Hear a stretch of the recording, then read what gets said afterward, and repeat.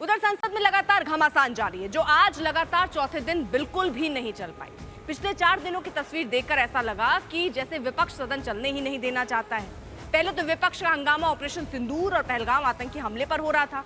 अब जब सरकार ने इन मुद्दों पर चर्चा स्वीकार कर ली है और अगले हफ्ते का वक्त तय कर दिया है, तो विपक्ष ने हंगामे का गोल पोस्ट बदलकर अब बिहार में हो रहे एसआईआर यानी स्पेशल इंटेंसिव रिवीजन पर शिफ्ट कर दिया है। आज तो लोकसभा में खास तौर पर इतना हंगामा हुआ कि पूरे दिन कार्रवाई सिर्फ 12 मिनट चल पाई और इसके बाद लोकसभा को कल तक के लिए स्थगित करना पड़ा।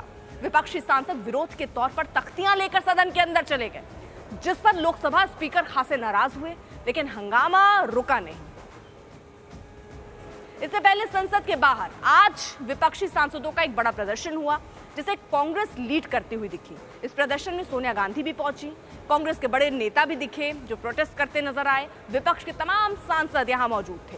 लोकसभा और राज्यसभा दोनों के ही विपक्षी सांसद यहां पर दिख रहे थे, लेकिन इन सांसदों के हाथ में जो पोस्टर था उनमें हिंदी की ये गलती आज वायरल हो गई। इस पोस्टर पर लिखा था कि लोकतंत्र पर वार, यानी लोकतंत्र की जगह लोकतंत्र पर वार। जब प्रदर्शन देश की सरकार के खिलाफ हो और पूरे विपक्ष का हो हल्ला हो और ऐसी गलतियां हो जाएं, तो फिर उठेंगे सवाल। आप लोकतंत्र को ही बचाने की बात कर रहे हैं और आप लोकतंत्र लिख नहीं पा रहे हैं। उधर राहुल गांधी कह रहे हैं कि हम चुनाव आयोग के पीछे पड़ जाएंगे क्योंकि आयोग गड़बड़ियां कर रहा है। आरोप तो राहुल गांधी लगा रहे हैं कि ये वोटों की चोरी है। Election Commission is not functioning as the Election Commission of India. Today they have made some statement. This is complete nonsense, right? The fact of the matter is that Election Commission is not doing its job. Now we have concrete 100% proof of Election Commission allowing cheating in a seat in Karnataka. Not 90%. When we decide to show it to you, it is 100% proof. Okay? And we just looked at one constituency and we found this. And I'm absolutely convinced that constituency after constituency, this is the drama that is taking place. Okay? Thousands and thousands of new voters. New voters. How old are they? 50, 45, 60, 65. New voters. Thousands and thousands and thousands, one constituency. Yes. And this is one thing, right? Voter deletion, voter addition. New voters who are 18, who are way above 18. So we have caught them. Okay, and I want to send a message to Election Commission. Yes, sir.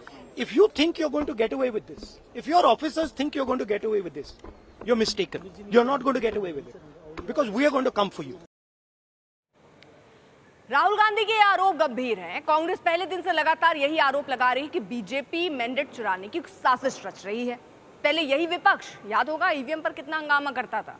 ये बात अलग है कि हंगामा तभी होता था जब विपक्ष कहीं किसी राज्य में बीजेपी से चुनाव हार जाता था।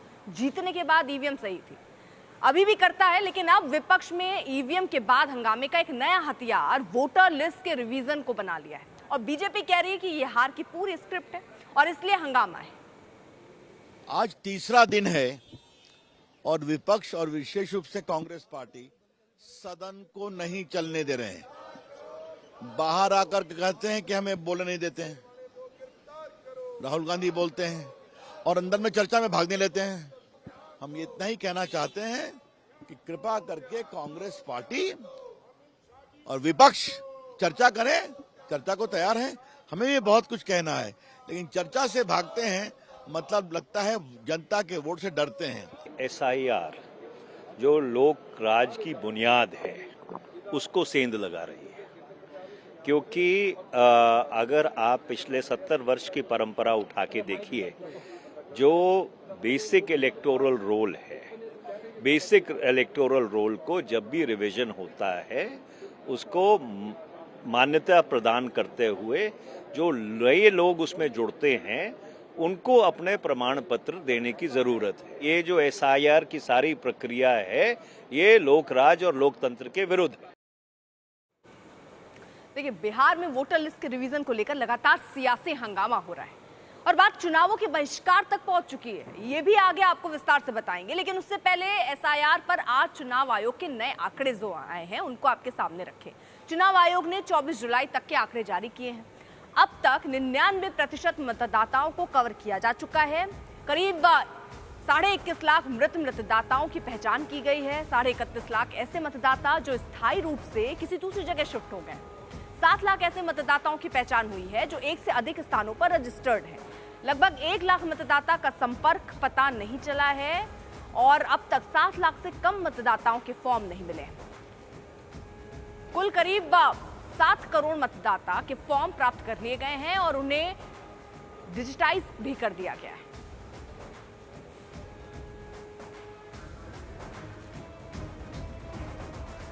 अब देखिए, विपक्ष आरोप लगा रहा है कि बिहार में वोटरों के नाम जानबूझकर काटे जा रहे हैं ताकि इसका फायदा एनडीए को चुनावों में मिले। तेजस्वी यादव ने कल जो चुनावों के बहिष्कार की बात कही थी वो आज बहुत बड़ी हो गई।